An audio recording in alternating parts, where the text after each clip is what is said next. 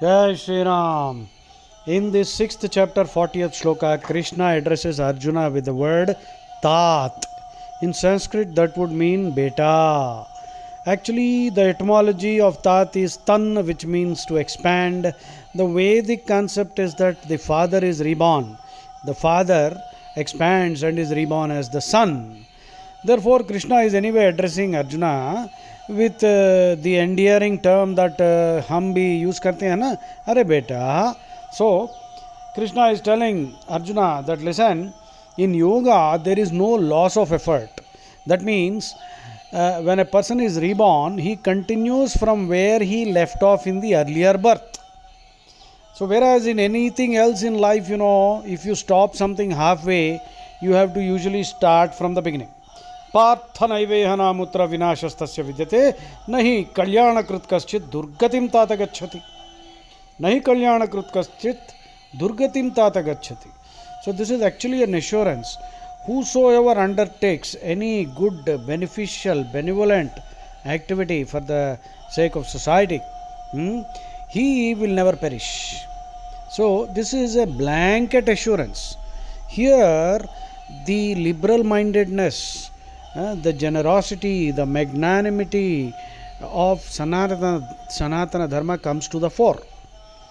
In all other religions, they believe that infidels, that is the unbelievers, have to be either converted or killed because their view is extremely exclusivist.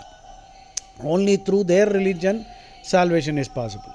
But Sanatana Dharma, you see, Krishna is declaring, Nahi Kalyanakrit Kaschit दुर्गतिम तात गच्छति. That means जो अच्छा करता है, कोई भी हो वो, चाहे कोई भी मत का हो, कोई भी मज़हब का हो, चाहे किसी भी भगवान को पूजा करता हो, अगर वो अच्छा आदमी है, अच्छा इंसान है, जो सबका भला चाहता है और भला करता हो, वो कभी उसको कभी व्हाट यू कॉल दुर्गति नहीं पकड़ता. उसको मतलब वो बुरा हाल वो एक्सपीरियंस नहीं करेगा. He will never suffer, he will never undergo any kind of evil or deterioration. He will never meet with misfortune. ठीक है जी. So this is the liberal mindedness of Sanatana Dharma here.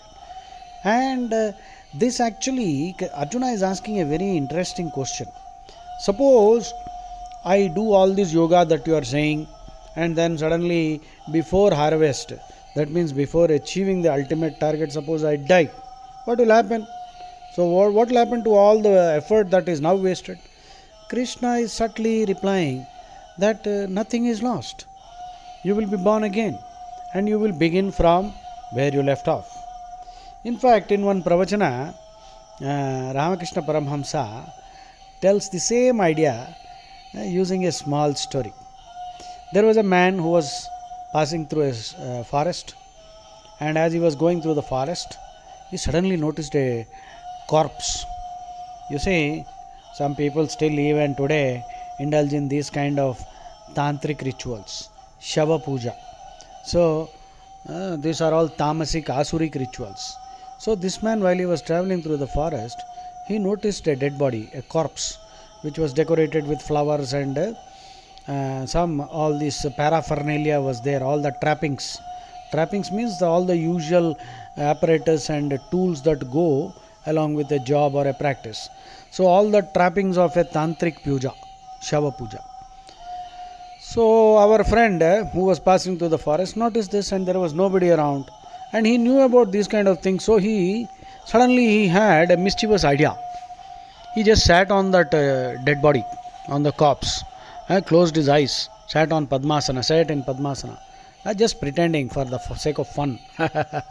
Imagine sitting on a dead body. So he just sat on the chest of the dead body in Padmasana, closed his eyes and pretended as if he was doing this tantric puja, Shava Puja. So this is the story being narrated by Ramakrishna Paramahamsa. Suddenly, I believe, Mata Kali appeared in front of this fellow, and she said, "Haan, beta bolo, what do you want? Kya chahiye?" Then this fellow was terrified and he said, Mata, there must be some mistake somewhere. See, I was just fooling around. I don't know who brought this body, and that fellow is not available here right now. So please don't give me the boons which that fellow deserves.